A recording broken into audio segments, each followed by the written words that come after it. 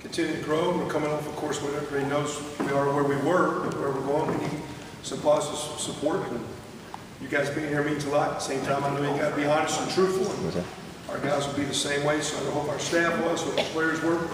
And we probably had a good start. You know, we're limited by rule, what we can and can't do in summer. We did have, last month of July, 110 players training this summer to be here. And we can only have 105 for practice. So large commitment from our quote-unquote non-scholarship guys. Don't have exact totals, but thought we had a great summer. No, academically, you know, I can't ask results, but they get some, not complete. It looks like we'll be pushing a 3.15 or something GPA, 60 guys over a 3-point summer. So academic well, we physically look like we've improved. We practiced this morning on our new field you guys saw, we're excited about. We got some new players with us. JC guys have been with us a little bit longer. But again, thought it was a decent start. A lot of work to do. And we're going to have a great camp. We look forward to moving day to day and getting ready to open up September 1 when we get here. So with that, what do we have? How much more work are you able to get done now? I'm in a creaky old house here. My guys always think ghosts. Well, my guys are big ghost hunters. They don't even whatever they say. We get to all the time. We have them little licenses they put us on. I think we're haunted here. It scares me. So, how much more work can you get done in day one of camp when you're not teaching people how you guys run things, the whole team, how you're running things? Are you able to get more work done from day one? Yeah, and even though quote we're limited with quote my contact, you know, I'm not supposed to ask the strength coach, you know, who's here, how'd it go. Not even supposed to ask what he benched. You have to do testing. You have to. A lot of schools still do it. And we actually got in trouble at Northwestern with made a serious deal years ago. You know, man, we're running a conditioning test in the summer.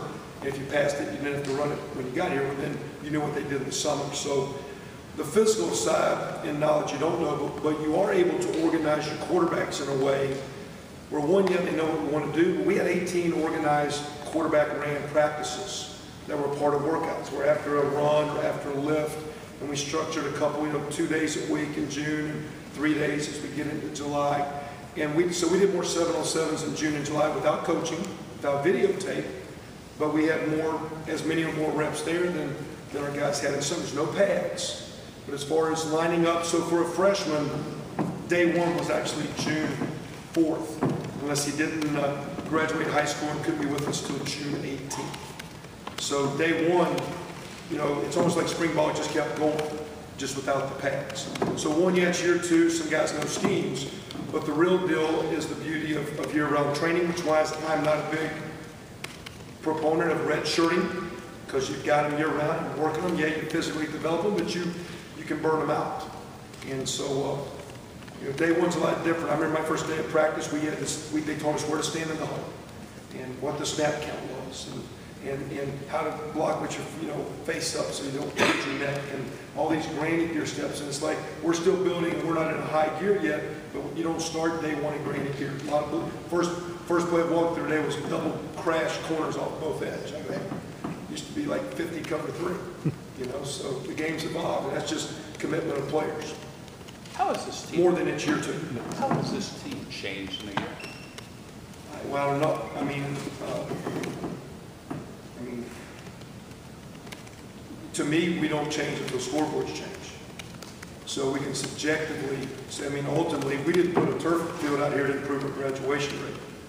We didn't pay for everyone to be for summer. Yeah, we took classes and we did great in summer school, but you know, it was really a commitment to train, to prepare, to mature, to be a better football player. We're making this institution and administration from the top and in the athletic department to make it a commitment to build a winning team. So ultimately, I don't know if we've changed until we see scoreboards and we see how we produce, you know, against other Big Ten opponents and people part of our league. You know, we've added guys. Had guys graduate. Had guys go by the wayside. Had guys injured. We've had some guys come through. We've lost a coach or two, gained a coach or two. We've reorganized some internal infrastructure with recruiting and things to help us in those regards. We know system farther along.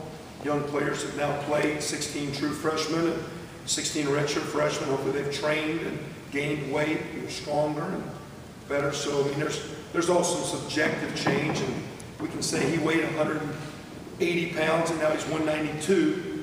He ran a 4.6 and now he ran a 4.56. You know, he benched 12 reps and now he did 18. But at the end of the day, we're not changing until we get out here and play on Saturdays when we win games. But Coach Johns did say that when he came back from recruiting in January, he saw a different team. Did you see that as well?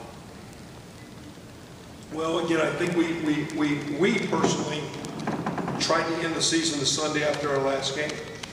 And even though our record wasn't statistically scoreboard, we didn't practice with the young team that way. There was a lot of energy. So we started that Monday, I believe, I can't remember the exact day. It was November something. It wasn't quite December yet. It was 29 or 30. We hit the weight room 5 days that week. We stayed through the last day of exams, whether I had to take exams or not lifting. We challenged them that we would test them when they came back the first day in January. So I think over winter, when it was exam week and we're getting ready to go home, we didn't shut it down. So it gave us a chance. I think we've had a great period where we have a chance now to have a good preseason, but we need to have a good preseason. I think we're positioned to have one. Now you got to go do it.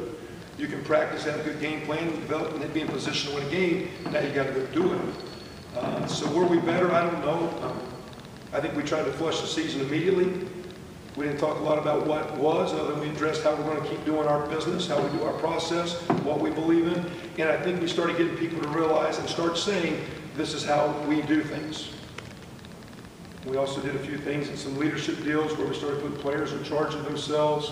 Off the field, we're getting better on the field, but how to police. And we did a lot more work in team building and team leadership, where I think last year we were trying to get settled in, get to know you and teach you a play.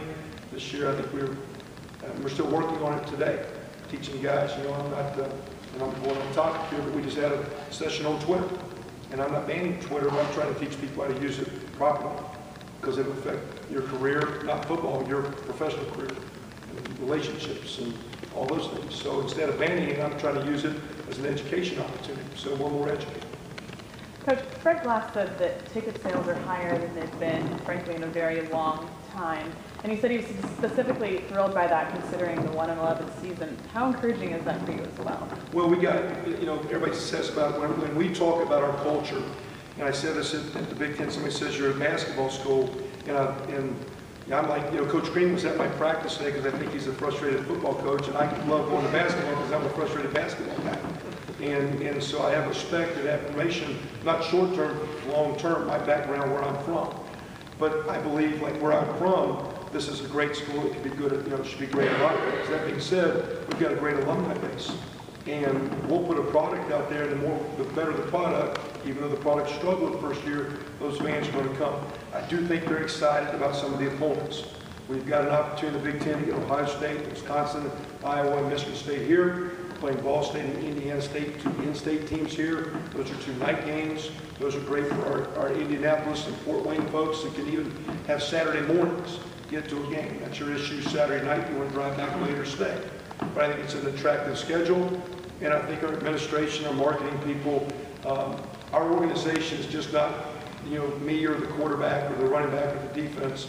It's a bunch of people, and I think, you know, starting with not just Fred, but Mr. President McRobbie, there's a commitment for football to parallel what the school stands for, and our fans.